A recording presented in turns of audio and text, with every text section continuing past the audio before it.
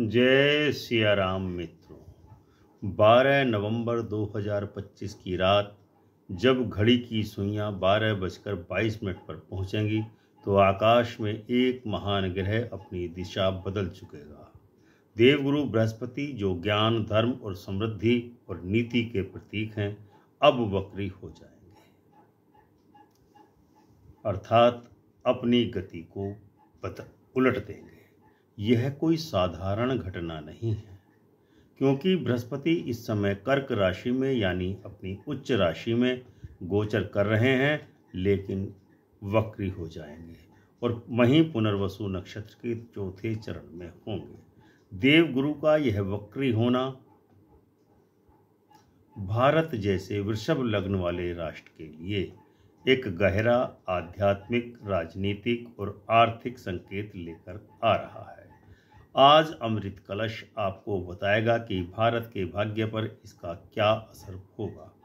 Asia में कौन कौन से देश उठेंगे और कौन डगमगाएंगे, और दुनिया के लिए यह 4 महीने का समय या काल कौन सी चेतावनी लेकर के आ रहा है। 12 नवंबर 2025 की मध्य रात्रि को बृहस्पति कर्क राशि में वक्री होंगे। कर्क राशि बृहस्पति की उच्च राशि है। नक्षत्र है पुनर्वसु, जो गुरु तत्व युक्त है। चरण है चौथा, जिसका स्वभाव भावनात्मक और स्थिर होता है। यानी देवगुरु उस समय एक अत्यंत शक्तिशाली स्थिति में रहेंगे, लेकिन उनकी दिशा उलट रही है, जिसका अर्थ है धर्म, न्याय और नीति की पुनः परीक्षा। बृहस्पति वक्री होंगे और 4 दिसंबर 2025 को कर्क से फिर से मिथुन राशि में प्रवेश करेंगे, जहां वे 11 मार्च 2026 तक वक्री रहने वाले हैं। इस अवधि में बुद्धि और नीति के बीच संघर्ष चलना तय है, यानी नीति और बुद्धि में विवाद, द्वंद्व होना तय है। वाणी बनाम विवेक की परीक्षा होगी। भारत की कुंडली वृषभ लग्न की है।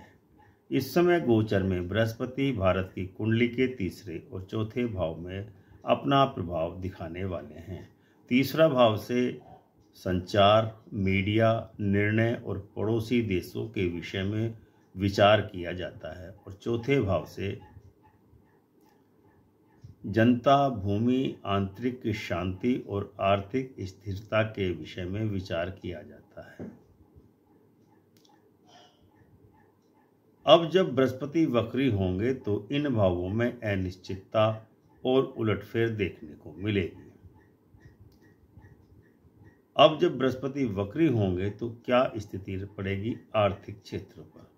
बृहस्पति जब 4 दिसंबर को मिथुन राशि में आएंगे, तब भारत में आर्थिक सुधार की रफ्तार निश्चित ही धीमी होने वाली है।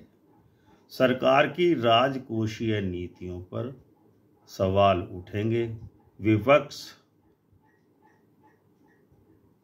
क्रांतिकारी कोई कार्य कर सकता है, विपक्ष उनकी नीतियों का विरोध करेगा। जनता सड़क पर आ सकती है और शेयर बाजार में भावनात्मक ट्रेडिंग भी बढ़ेगी। मीडिया और जनसंचार तीसरे भाव पर बृहस्पति का वक्री प्रभाव मीडिया की विश्वसनीयता पर प्रश्न चिन्ह खड़ा कर देगा, यानी कि मीडिया की विश्वसनीयता लगभग समाप्त होने वाली है, जो electronic media, main stream media है। कुछ बड़े चैनल या पत्रकार न्यायिक विवादों में निश्चित ही फंस सकते हैं। जनता और ग्रह का सुख दूसरे भाव से बृहस्पति के कारण जब मिथुन राशि में रहेगा तो जनता के मन में असंतोष और भ्रम का भाव पैदा होगा। नीति और आस्था के बीच द्वंद्व बढ़ेगा। देश में धार्मिक और नैतिक विषयों पर तीखी बहस होंगी। एशिया की सामूहिक ज्योतिषी कुंडली के अनुसार कर्क और मिथुन का यह गोचर धार्मिक संघर्ष और राजनीतिक पुनर्संतुलन का संकेत दे रहा है। भारत में लोक नीति और न्यायपालिका इस समयावधि में केंद्र में रहने वाली है, यानी कि न्यायपालिका निश्चित ही कुछ ऐसे बड़े निर्णय इस दरमियान देने वाली है, जिसके कारण जन आंदोलन भड़क सकता है या पनप सकता है। जन आंदोलन के होने की संभावना बढ़ती जा रही है। चीन में क्या होगा? बृहस्पति के मिथुन में प्रवेश के बाद चीन में आर्थिक असंतुलन बढ़ेगा। फेक प्रगति का भंडाफोड़ होगा जो चीन दिखाता आ रहा है। नेपाल और बांग्लादेश में धार्मिक सुधार आंदोलन या संवैधानिक बदलाव पर चर्चा होगी। पाकिस्तान में राजनीतिक अस्थिरता चरम पर होगी। बृहस्पति यहाँ शासन में नीति संकट उत्पन्न कर सकता है और पाकिस्तान में सरकार का तख्ता पलट भी जो वहाँ की सेना है वह कर सकती है, जो सेना प्रमुख हैं। जापान और इंडोनेशिया में प्राकृतिक आपदाओं के संकेत हैं, यानी वहाँ पर भूकंप या कोई ऐसी बड़ी घटना समुद्री क्षेत्र में हो सकती है। सुनामी भी आ सकती है। भूकंप के भी योग बन रहे हैं। जब भी बृहस्पति वक्री होते हैं तो दुनिया में नैतिक पतन बनाम जागरण की लहर उठती है। अमेरिका जो राजनीतिक नैतिकता पर सवाल उठेंगे अमेरिका की, जो राम ममदानी जैसे नेता की छवि उभरेगी जो जनता के लिए बोलने वाले होंगे, लेकिन सत्ता से टकराव निश्चित ही बढ़ना है, ये तय है। रूस के विषय में गुरु का मिथुन राशि में यहाँ राजनयिक दबाव बढ़ाएगा।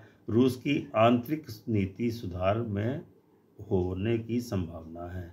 यूरोप में आर्थिक नीतियों पर असहमति, ईयू में विभाजन की चर्चा, यूरोपियन यूनियन में विभाजन की चर्चाएं बढ़ेंगी। फ्रांस जर्मनी में वैचारिक विद्रोह बढ़ने के पूरे योग बन रहे हैं। अफ्रीका और मध्य पूर्व धार्मिक सुधार आंदोलनों की नई लहर। कई देशों में एजुकेशन रिफॉर्म या लॉ रिफॉर्म पर आंदोलन हो सकता है। आध्यात्मिक और प्राकृतिक संकेत क्या है? जब भी बृहस्पति वक्री होते हैं तो उनका आध्यात्मिक प्रभाव पृथ्वी पर सबसे ज़्यादा होता है। आस्था और तर्क में द्वंद्व होता है। धर्म और विज्ञान के बीच एक पुल बनता है, एक सेतु बनता है। आध्यात्मिक गुरु की परीक्षा का समय भी होता है।